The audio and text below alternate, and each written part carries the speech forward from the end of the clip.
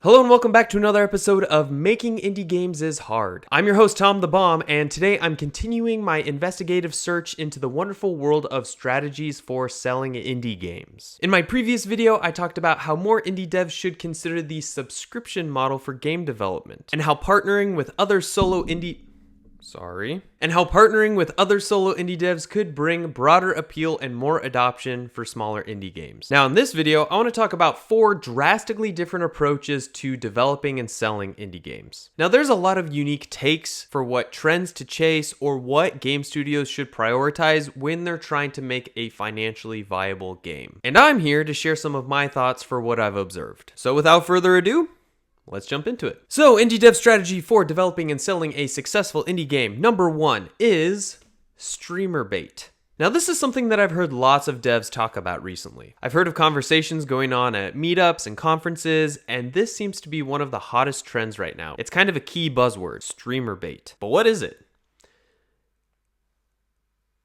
In short, Streamerbait is when you create a game that is specifically targeting influencers and streamers. And this makes sense because if you make a game that streamers are more likely to adopt, then you're going to get a lot of their viewership going to your store page and checking out your game also. And that sounds pretty smart. But what's interesting about Streamerbait is that it tends to lead to a specific type of game. Now, the most obvious of these are rage games. Some examples of this are like Getting Over It with Bennett Foddy, a difficult game about climbing, the game of Sisyphus, Only Up, and Get to Work. Now, all of these games are attractive for streamers because of one thing. All of your progress can be lost in one very dramatic instance, which leads to anger, frustration, rage. And apparently, viewers on the internet enjoy watching a streamer go bonkers as their blood boils. Now, I'm not a psychologist, but there may be something about human nature that we can learn here. But it's an interesting strategy, right? If you align the interest of a game's design with the interest of a streamer, then you could end up with a win-win situation. The streamer gets to entertain their audience, and the developer gets a lot of exposure for their game. But it's not all daisies and rainbows. I've heard some people argue that sometimes Streamerbait rage games too severely limit the design of the games that devs are making, and that developers instead should pursue games with more depth and quality to them. But hey, it's 2025 and it's hard to stand out in the current market. And the tale as old as time is artists trying to balance making a living while keeping their artistic integrity. But I think the idea of Streamerbait is a very interesting option to pursue. And if you want to check out some of these examples in depth, I have 2 good recommendations for you. I'll leave a link for them into this.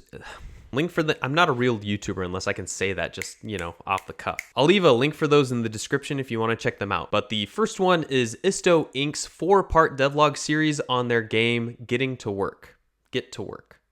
Yeah. And they go into the detail of the process of making that game. And what's cool is that Isto Inc. teamed up with a famous streamer, Atrio, and he was able to leverage his relationships with other big streamers in order to coordinate a very powerful launch. Let's see here. A conservative estimate places this game at close to $1 million in revenue on Steam, though it's also on other platforms too. But let me know if you've heard of genres that relate to Streamerbait but aren't necessarily rage games, because I'd be interested to look into that as well. I was thinking maybe like the Jackbox Party Pack games where you can just sign in on your phone, because then streamers can invite other players from their viewership to engage with the game at the same time. I don't know, but what I've noticed is that rage games seem to be most popular when it comes to Streamerbait. Okay, so that's Streamerbait. Next on the list is number 2 of the 4 development strategies that I want to cover today, and that is what I like to call the Jonas Tyroller approach, or the Cal Newport approach, or the Nike approach. And most succinctly, it's this: just make great games. So this idea was identified and popularized by Jonas Tyroller in some of his devlog videos. And if you don't know, Jonas Tyroller was a co-developer of the game Thronefall, which has garnered about $4 million in revenue just on Steam alone. Very successful game developer. So Jonas advocates that instead of trying to follow trends on the market or figure out a cheap trick to get an upper hand on visibility, developers should instead focus on making the best game possible. He asserts that the algorithms that run behind the scenes on Steam and other online stores are actually really good at surfacing games that are worth buying. So instead of trying to game how those algorithms work, instead developers should just focus on delivering a product that they are proud of and that people want to play. And this made me think of something similar that Cal Newport has said. And if you don't know, Cal Newport is a best-selling author who writes about topics like productivity, career development, and technology. And he wrote one book with the title So Good They Can't Ignore You. And it's a similar assertion to what Jonas Tyroller was saying. Basically, if anything is really, really good, then it can't be ignored. So developers should aspire to create games that are impossible to ignore. Now that all sounds well and good. Like obviously developers should be striving to create really good games. But there's a reason why I also call this the Nike approach. Because there's an aspect to this advice that sounds kind of like, well, just do it. Just go do it. As if making a great game isn't something that people have ever considered before, and if you actually set your aim to making the best game possible, then it's actually very easy and feasible to do. Like, I'm sure the advice to just make a great game works if the game that you're building has the quality of a standout hit in the top 0.01% of all games, but I do wonder if this advice is overly simplistic. Like, even if you create the world's best visual novel game, you're still only going to capture a portion of the market. And if you're making a 2D platformer, the amount of competition in that genre is going to make things much more difficult for you. So overall, I think it's good advice, but there are some cautions that I have about it. I'm still thinking through it. If you have any thoughts about it, please let me know. Okay, so now here's development approach number 3, and it's the traditional route. That is, you come up with an idea, you prototype it, you pitch it to a publisher, you sign a publishing deal, and then you launch it and you split the revenue with the publisher. And obviously, most people are aware of this strategy, but I think there's a reason why this is the classic model. I don't know if you're familiar with Rami Ismail. He's half of the Vlambeer team, and he has some great explanations on YouTube about how developers should leverage working with publishers as a way to mitigate the risk of developing games. You see, publishers are great because they actually have the capacity to absorb a tremendous amount of risk. Because if they invest in 5 different games and 3 of them flop, but 1 or 2 of them bring in like 10x the revenue that they invested, then they're coming out on top. And for a developer to be able to push that risk onto a developer, And for a developer to be able to push that risk onto a publisher is extremely useful for small development studios that can't afford to spend 12 months or 18 months on a single project just to have it be a financial failure. So even though this is kind of like the classic or boring strategy for making games, I think it should be included in this list because there's a reason that it's stuck around. And also I would include like Kickstarter in this list as well. Anything that allows the developer to mitigate their risk by being front loaded with an inflow of cash, I think I would put all of those in this basket. And it's interesting because right now I hear lots of people saying the opposite things about publishers. Some people are saying that all the publisher funding has dried up and the economic impact on the games industry has made it so that it's nearly impossible to sign a publishing deal. And I've heard other people say that publishers are just sitting around right now waiting to get pitched a good game so that they can sign more deals. So it's hard to know exactly what's true here, but I do think that solo developers have the upper hand here because the cost of funding a one-person development studio is going to be drastically less than funding a 5 or 6 person studio, obviously.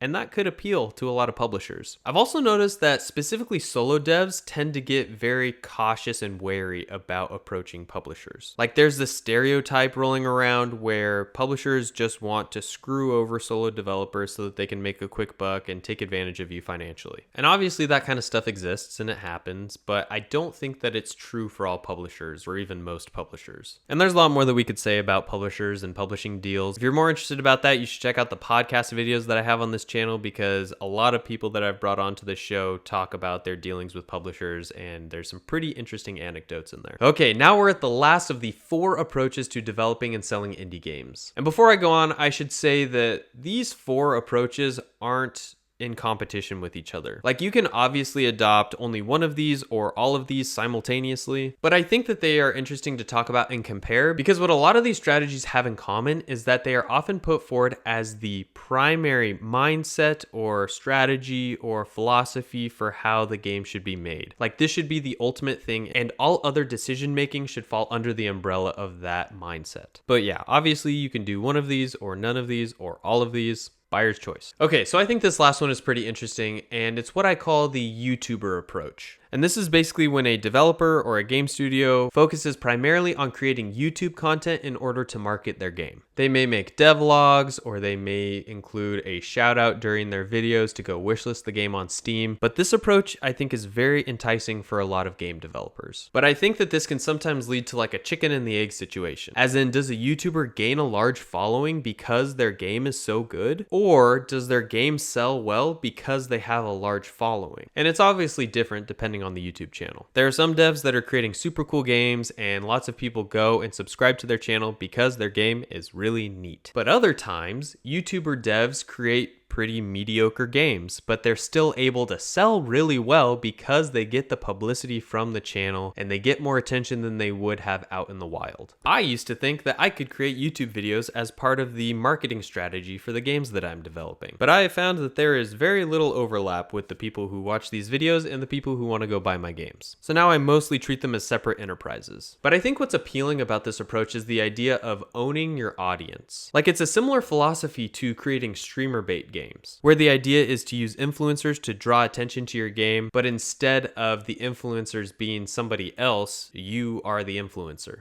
It's a very hard thing to do, but when it's done well, it's super effective. But boy, is it difficult. I can speak from firsthand experience that YouTube is an enormous time suck, and I wouldn't recommend it to anybody unless you enjoy the process. It has helped me in numerous ways. It's helped me in organizing and articulating my thoughts. It's helped me network with other awesome indie developers. It's given me motivation. It's given me feedback on a lot of my games or what ideas people find interesting, and a lot more. But what it has not given me is money. I'm at almost 15,000 YouTube subscribers at the time that I'm recording this video, and I just surpassed the milestone of having over 50,000 watch hours on my channel. This means that all of you have spent almost 6 years watching my face talk to a camera. That's disgusting. But also, you would think that that would lead to a pretty good chunk of ad revenue, but in reality, it's made about $1,500. That's the entire lifetime revenue of the channel. And yeah, I have made some more money with some semi-lucrative sponsorship deals here and there, but in general, the crazy amount of hours that I've spent putting into these videos is not commensurate with the financial gain that I've seen. But that's okay, I'm not here for the money, I'm here because I love you. So there's my 4 drastically different approaches to creating and selling indie games. If you can think of any other good ones, please let me know. Also, I'm starting to put some more effort into my community over on Patreon. So if you want to get access to early game demos or weekly behind the scenes videos, you can head over there and we can chat. Thanks for going on this journey with me, and I'll see you all in the next one.